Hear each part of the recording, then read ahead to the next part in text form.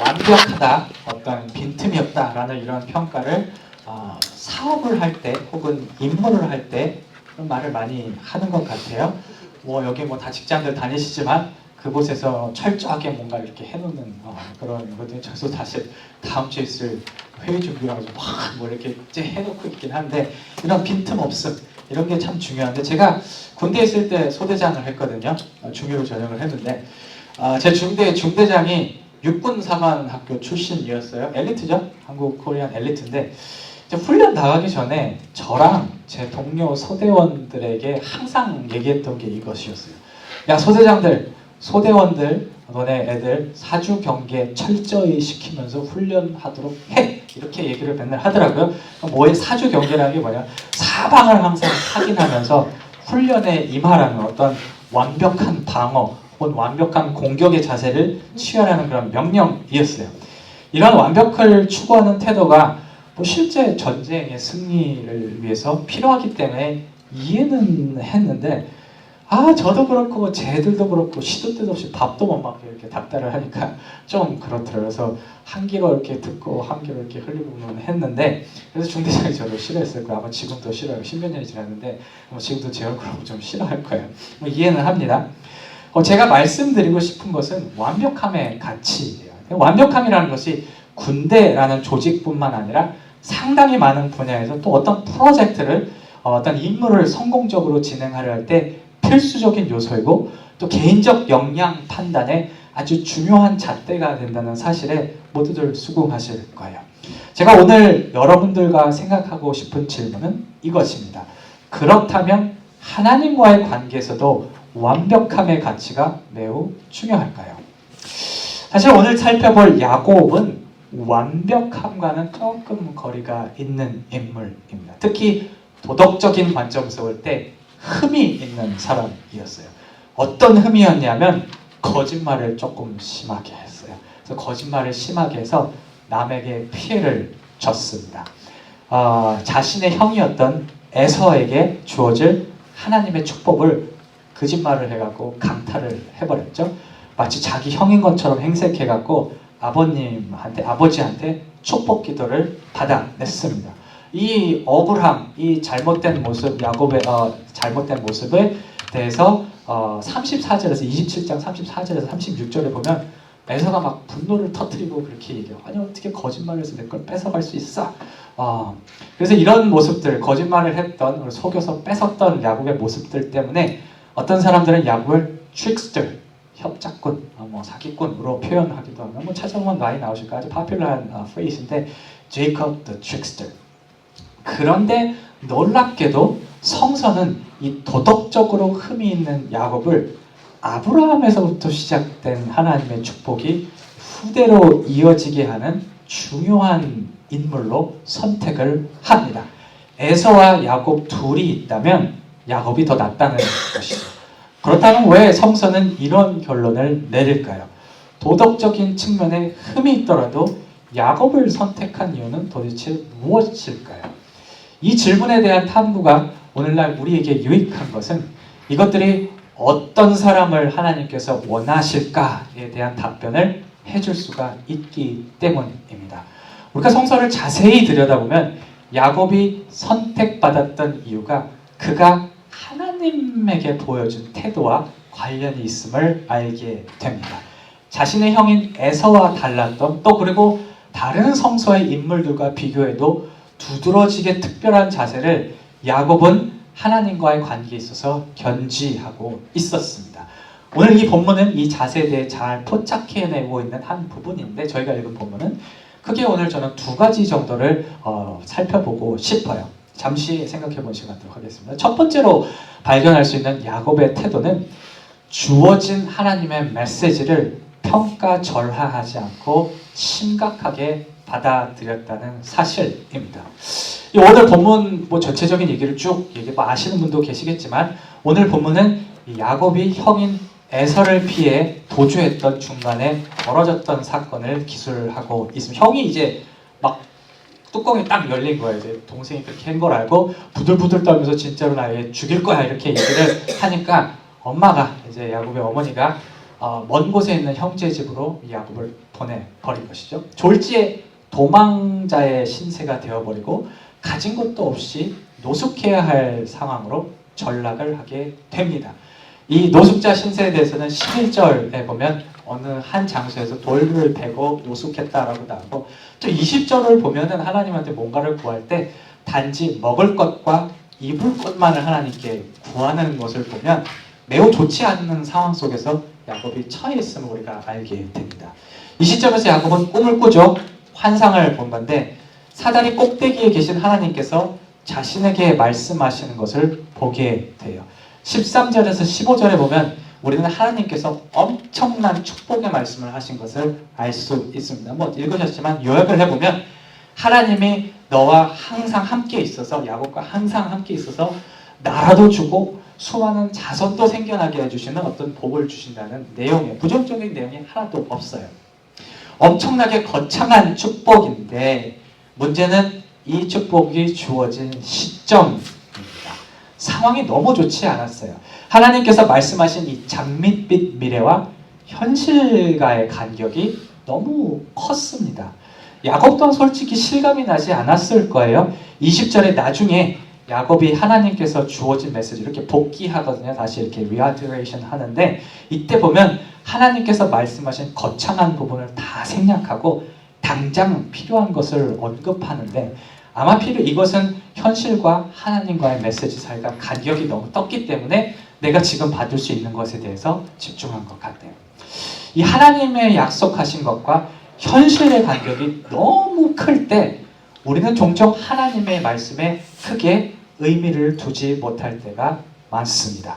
구하면 주시겠다고 하셨고 우리에게 모든 것, 우리의 필요한 것을 모든 것을 아시고 제공하신다는 등의 수많은 약속들을 예수님을 통해서, 이 하나님을 통해서 우리에게 해주셨지만 우리의 상황이 악화의 일로를 걸을 때 이러한 약속들이 뜬구름처럼 다가오는 것이 사실이에요.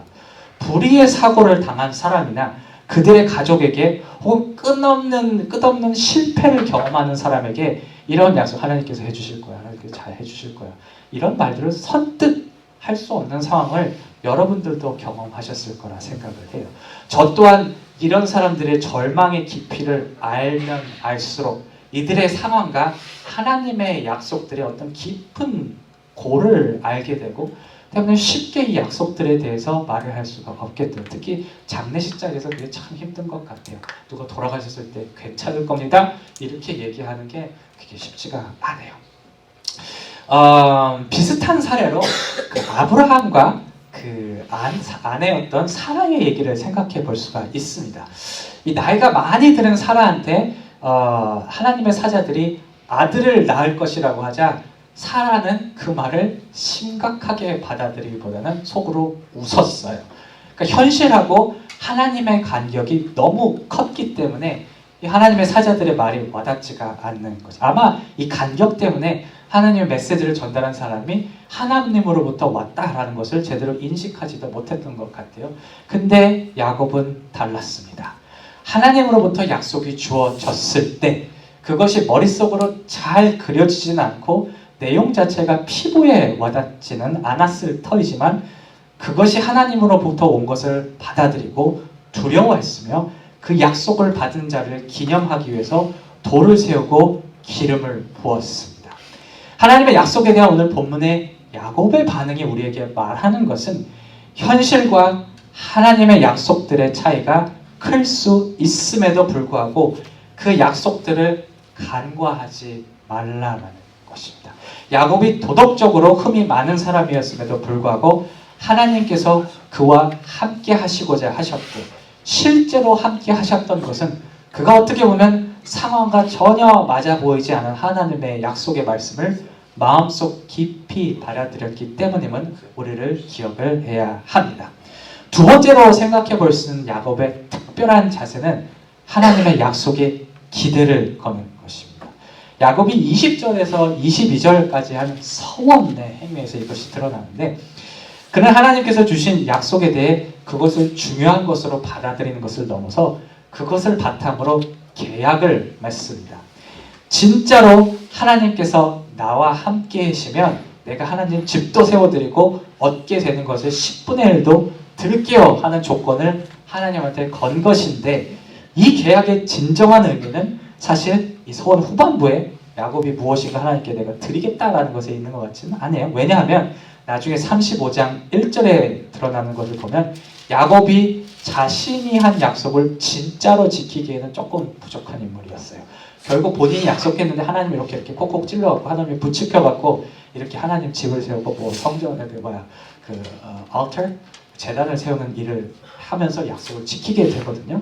때문에 서원에서 드러나는 이 하나님의 마음을 끌었던 야곱의 특별한 자세는 이 서원 전체에 흐르고 있는 하나님의 약속에 대한 그의 기대라고 봐야 할 것입니다.